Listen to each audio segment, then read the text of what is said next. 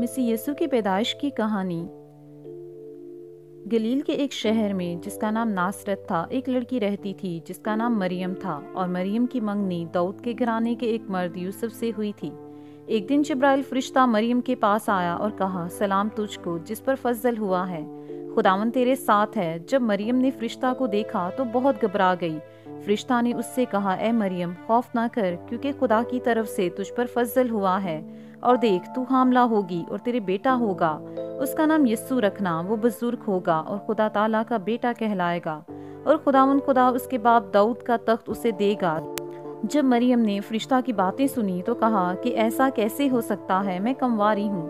फरिश्ता ने मरियम को बताया कि रूहुल कुदस तुझ पर नाजिल होगा और खुदा ताला की कुदरत तुझ पर साया डालेगी, और इस सबब से वो मौलूद मुकद्दस खुदा का बेटा कहलाएगा।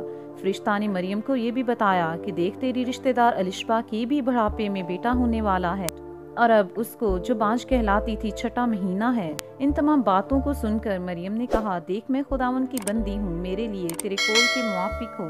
तब फरिश्ता मरियम के पास से चला गया। उन्हीं दिनों में मरियम यहूदा के एक शहर में अलिशबा के घर गई, और मरियम 3 महीने के करीब अलिशबा के साथ रहकर अपने घर को लौट आई।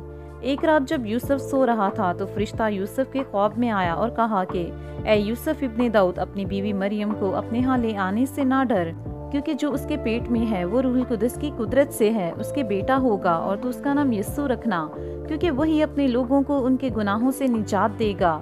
यूसुफ ने वैसा ही किया जैसा खुदा के फरिश्ता ने उसे हुक्म दिया था, और वो अपनी बीवी मरियम को अपने यहाँ ले आया।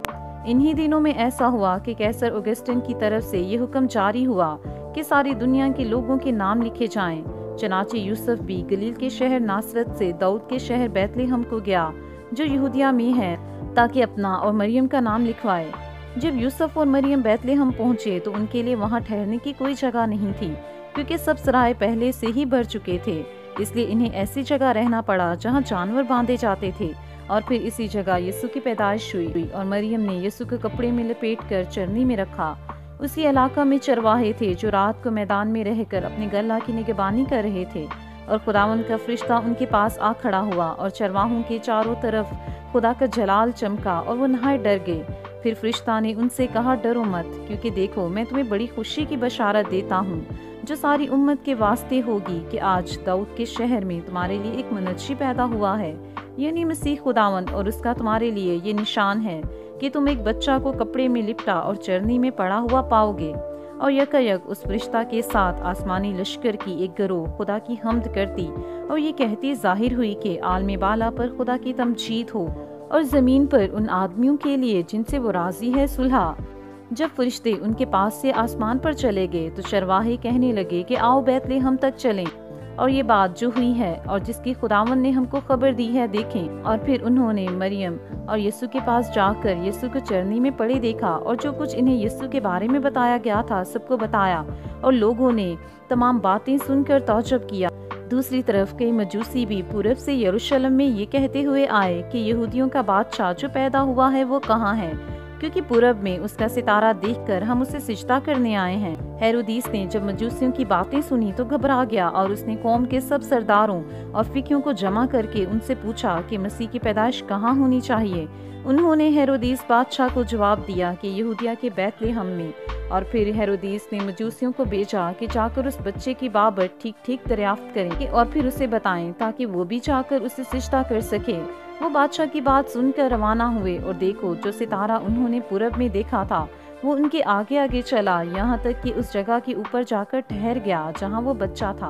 वो सितारे को देखकर नहायत खुश हुए, और उस घर में पहुंचकर बच्चे को उसकी माँ मरियम के पास देखा, और उसके आगे गिरकर सिजदा किया, और अपने डिब्बे खोलकर सोना, लुबान और मुर उसको नजर किया। और ख्वाब में इन्हें हदायत की गई कि वो हेरोदीस के पास ना जाएं। इसलिए मजूसियों ने इस बात पर अमल किया और दूसरी राह से अपने मुल्क को रवाना हुए।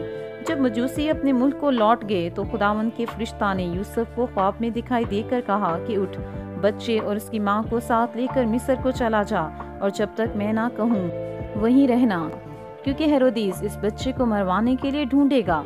और फिर यूसुफ यीशु मसीह और मरियम को लेकर मिस्र को रवाना हो गया। مسیح یسوع کی پیدائش سے 700 سال پہلے ہی یسایہ نبی کی معرفت مسیح یسوع کی پیدائش کی پیشن گوئیاں ہو چکی تھی۔ ہم یسایہ 7 باب اس کی 14 آیت میں پڑھتے ہیں کہ لیکن خداوند آپ تم کو ایک نشان بخشے گا، دیکھو ایک کمواری حاملہ ہوگی اور بیٹا پیدا ہوگا اور وہ اس کا نام ایمینویل رکھے گی۔ اور اس کے بعد ہم یسایہ 9 باب اس کی دوسری آیت میں پڑھتے ہیں کہ جو لوگ تاریکی میں چلتے تھے انہوں نے بڑی روشنی دیکھی، جو موت کے سایہ کے ملک میں رہتے تھے ان پر نور چمکا۔ واقعی مجوسی تب سے تاریکی میں چل رہے تھے، اپنی راہ سے بھٹکے ہوئے تھے، اور پھر یسوع نے انہیں روشنی دکھائی اور ان کی راہ کو روشن کر کے انہیں اپنی پہچان بخشی۔ اور دوسری طرف چرواہے جو اندھیرے اور خوف میں تھے ان پر نور چمکا، اور خداوند نے ان کے خوف کو دور کیا اور انہیں موت کے سایہ سے نکالا، اور انہوں نے خداوند کی حمد و ثنا کے گیت گائے۔ اور اسی طرح ہم یسایہ 9 باب اس کی 6 اور 7 آیت میں بھی مسیح یسوع کی پیدائش کی پیشن گوئی کو پڑھتے ہیں۔ اس لیے کہ ہمارے لیے ایک لڑکا تولد ہوا اور ہم کو ایک بیٹا بخشا گیا، اور سلطنت اس کے کندھے پر ہوگی، اور اس کا نام عجیب، مشیر، خدا قادر، ابدیت کا باپ، سلامتی کا شہزادہ ہوگا۔ اس کی سلطنت کے اقبال اور سلامتی کی کچھ انتہا نہ ہوگی۔ وہ داؤد کے تخت اور اس کی مملکت پر آج سے اب تک حکمران رہے گا، اور عدالت اور صداقت سے اسے قیام بخشے گا۔ رب الافواج کی گھیوری یہ کرے گی۔ مسیح یسوع کی پیدائش کا مقصد یہی تھا کہ خدا باپ ہمیں مسیح یسوع کی دنیا میں آنے اور پھر اس کی ازلی قربانی کے وسیلہ سے گناہوں سے آزاد کرے اور نجات دے۔ یوحنا 3 باب اس کی 16 آیت میں ہم پڑھتے ہیں کہ کیونکہ خدا نے دنیا سے ایسی محبت رکھی کہ اس نے اپنا اکلوتا بیٹا بخش دیا، تاکہ جو کوئی اس پر ایمان لائے ہلاک نہ ہو بلکہ ہمیشہ کی زندگی پائے۔ یہ تھی مسیح یسوع کی پیدائش کی کہانی، اور اسی وجہ سے ہم لوگ کرسمس مناتے ہیں۔ میری طرف سے آپ سب کو کرسمس کی ڈھیروں خوشیاں مبارک ہوں، یعنی آمد لسانی مبارک ہو، اور خداوند کے حضور دعا ہے کہ جس جذبے خوشی سے ہم سب آمد لسانی کی خوشیاں مناتے ہیں، اسی جذبے اور پاک دل کے ساتھ ہم آمد ثانی کے لیے بھی تیار رہیں۔ خداوند آپ سب کے ساتھ ہو، اور آپ سب کو ایک بار پھر سے کرسمس کی ڈھیروں خوشیاں مبارک ہوں۔ آمین۔